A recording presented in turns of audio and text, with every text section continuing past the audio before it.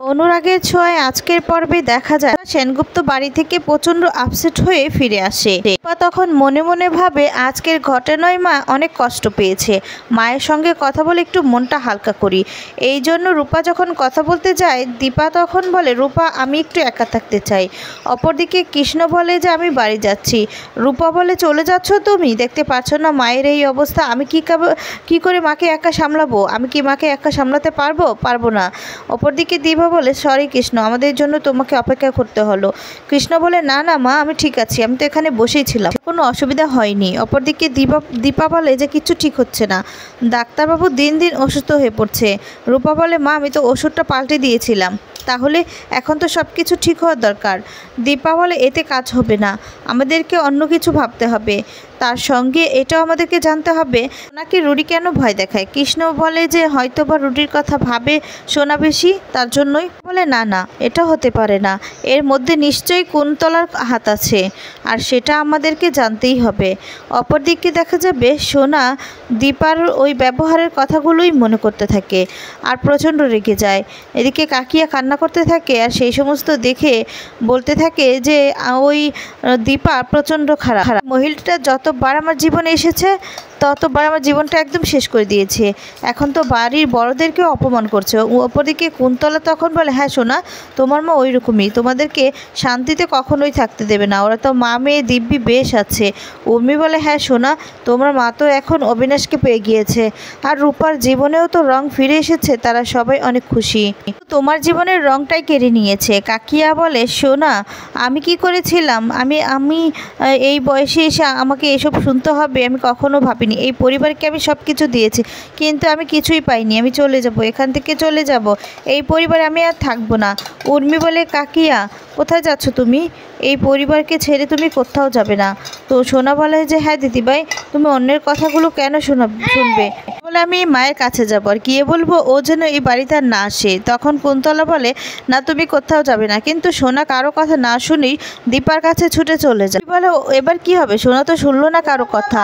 কুন্তলা তখন বলে যে এখন তো একটাই উপায় আছে, কৃষ্ণকে সেখানে পাঠাতে হবে, তাহলে খেলা জমে যাবে।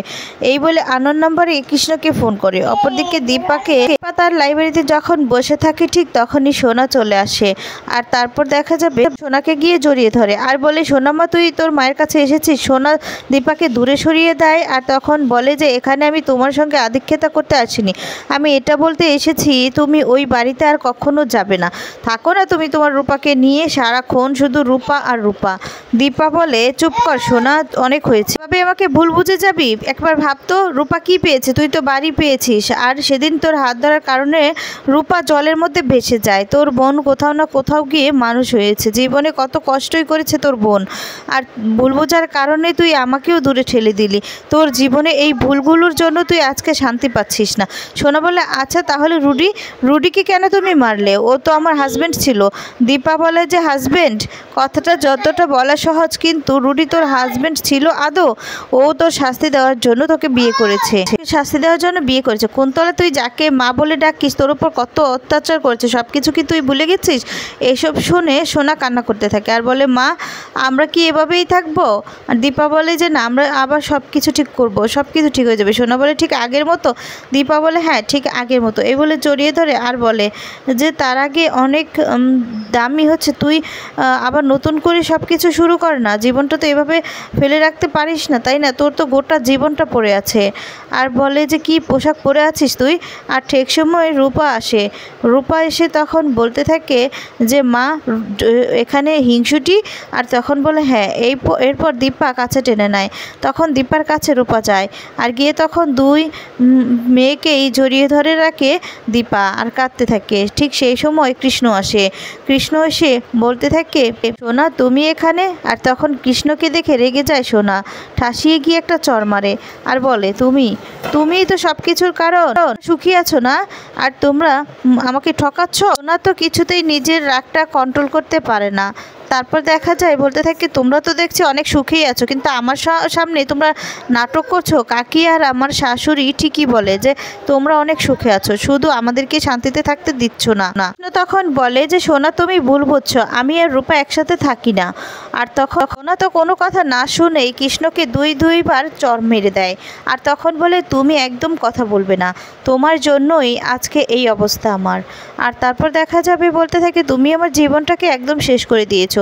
দীপা আর রূপা যখন আটকাতে যায়, কৃষ্ণ বলে যে দাঁড়াও, তোমরা এর মধ্যে আসবে না। একজন বোন তার দাদাকে অভিমান করে মারুক বা যাই করুক, আমার সেটা গায়ে লাগে না। সোনা তুই আমাকে মারবি তো মারলে যদি তোর শান্তি হয় তাহলে তুই আমাকে মার। সোনা বলে কে বোন তোমার? আমি কারো বোন নই। কৃষ্ণ বলে যে আমার এই অবুঝ বোনকে আমি আর কি বোঝাবো। সোনা বলে তোমাদের কাউকে আমি বিশ্বাস করি না, তোমরা সবাই ভালো সাজার মুখোশ পরে আছো। এই বলে সোনা সেখান থেকে চলে যায়। রূপা সোনার সঙ্গে যেতে চাইলে দীপা তাকে আটকায় এবং বলে যে সোনা অবুঝ, এখন তুই তার সঙ্গে গেলে এতে বিপরীত হতে পারে। এবং রূপা কৃষ্ণর দিকে তাকায় আর কষ্ট পায়। আর পরের দিন সকালবেলা দেখা যাবে সূর্য অফিসে যাওয়ার জন্য রেডি হয়, তখন উর্মি সেখানে আসে। এসে মনে মনে ভাবে, ইস এখন তো অফিসে যাওয়ার জন্য একদম রেডি থাকে দাদাই, এবং বলে যে দাদাই আপনার ওষুধের টাইম হয়ে গিয়েছে, তাড়াতাড়ি ওষুধটা খেয়ে নিন তো। সূর্য বলে আচ্ছা এটা কিসের ওষুধ? উর্মি বলে দাদা আপনি ভুলে গিয়েছেন, এই ওষুধটা তো আপনি প্রত্যেক দিন খান। সূর্য বলে ও তাই, তাহলে এটা তোমার কাছে কি করছে? এটা তো আমার ওষুধ তাই না, আমার ওষুধ তো আমার কাছে থাকবে। উর্মি মনে মনে ভাবে কি ব্যাপার, দাদা আজকে এত প্রশ্ন করছে, আগে তো করতো না, ওষুধটা কি ঠিকমতো কাজ করছে না? সূর্য বলে যে কি হলো, আমার ওষুধটা আমার কাছে থাকবে, কিছু বলছো না যে? উর্মি বলে আসলে দাদা আপনি তো অসুস্থ, মাঝে মধ্যেই সব কিছু ভুলে যান। সূর্য বলে কি আমি অসুস্থ? আমাকে দেখে কি মনে হচ্ছে আমি অসুস্থ? উর্মি বলে ওষুধটা খাওয়ার পর আপনি বেটার ফিল করছেন, তার মানে ওষুধটা আপনার কাজে দিচ্ছে, এই নিন ওষুধটা খেয়ে নিন। সূর্য তখন সেই ওষুধটা খেয়ে নেয়। অপরদিকে উর্মি মনে মনে ভাবে কি ব্যাপার, ওষুধটা কি ঠিকমতো কাজ করছে না? দাদাইকে তো একদম ফিট লাগছে, আর ওষুধটা খাওয়ানোর জন্য এত প্রশ্ন। সূর্য বলে ওষুধ আমার ঘরেই রেখে যাবে তুমি। সূর্যের কথা মতো উর্মি সেখানেই রেখে চলে যায়। আবারও মনে মনে ভাবে এটা ঠিক হচ্ছে না, দাদাই সুস্থ হওয়াটা আমার জন্য বিপদ। এসব বলে কুন্তলার সঙ্গে অফিসে আসে। এসে সমস্ত ঘটনা কুন্তলাকে খুলে বলে। কুন্তলা বলে না না, আমার ওষুধে তো কোনো ভুল নেই, নিশ্চয়ই তোমার দিক থেকেই কোনো ভুল হয়েছে, কারণ আমি কাঁচা খেলা খেলি না। আচ্ছা তুমি বলেছিলে যে রূপা তোমাদের বাড়িতে এসেছিল। উর্মি বলে হ্যাঁ, আর সে বারবার ওই বাড়িতে আসবে সেটা বলেও গিয়েছে। কুন্তলা বলে ও বুঝতে পেরেছি, তার মানে দীপার কথায় রূপা এসে ওষুধটা বদলে দিয়ে গেছে। তোমাকে আরও সতর্ক থাকতে হবে উর্মি, তুমি এত মূর্খের মতো কাজ কেন করো বলো তো? তুমি একটু সতর্ক থাকলে এসব হতো না। উর্মি বলে আমি কি করব, সব কিছু তো আমার হাতে থাকে না, এবার কি করতে হবে সেটা বলো। কুন্তলা বলে এবার সূর্যকে এমন ওষুধ খাওয়াতে হবে যে তার কথাটাই বন্ধ হয়ে যায়, আমি সেই ওষুধের ব্যবস্থা করছি। উর্মি বলে হ্যাঁ ঠিক আছে, তুমি তাই করো। এই বলে উর্মি নিজের কেবিনে ঢুকতে যায় এবং দরজাটা লক থাকে। উর্মি তখন প্রচণ্ড রেগে যায় আর বলে আমার কেবিনের দরজাটা কে লক করেছে? আর সেখানে রতন নামে একজন লোক আসে। এসে তখন বলে ম্যাম বলেছে আপনার কেবিনটা লক রাখতে, আর ওই কেবিনে আপনাকে যেন ঢুকতে না দেওয়া হয়। এরপরে কথা শুনে তো অবাক হয়ে যায় উর্মি, চিৎকার চেঁচামেচি শুরু করে দেয়। আর তখনই সেখানে দীপা চলে আসে। দীপা বলে যে হ্যাঁ আমি বলেছি আমার কেবিনে তুই ঢুকতে পারবি না, বলে আজ থেকে তোদের বাহিরেই বসতে হবে। এরপর রূপা আর কৃষ্ণ দেখিয়ে দেয় কোথায় বসবে। তখন কৃষ্ণ তার মাকেও অনেক কথা বলে, তখন সেই সমস্ত কথাগুলো শুনে একটু রেগে যায়। তারপর দেখা যাবে কি দীপা এসে ইচ্ছে মতো অপমান করে। তারপর দেখা যাবে ওদেরকে ওদের জায়গাটা বুঝিয়ে দিয়ে সেখান থেকে সবাই চলে যায়। এদিকে উর্মি খুব বেশি রেগে থাকে। উর্মি তখন কুন্তলাকে বলে যে এবার আমরা কি করব, সব কিছুই তো এক এক করে হাতের বাইরে চলে যাচ্ছে। আর তখন সূর্যের কেবিনে আসে। এরপর সেখানে দীপাও আসে।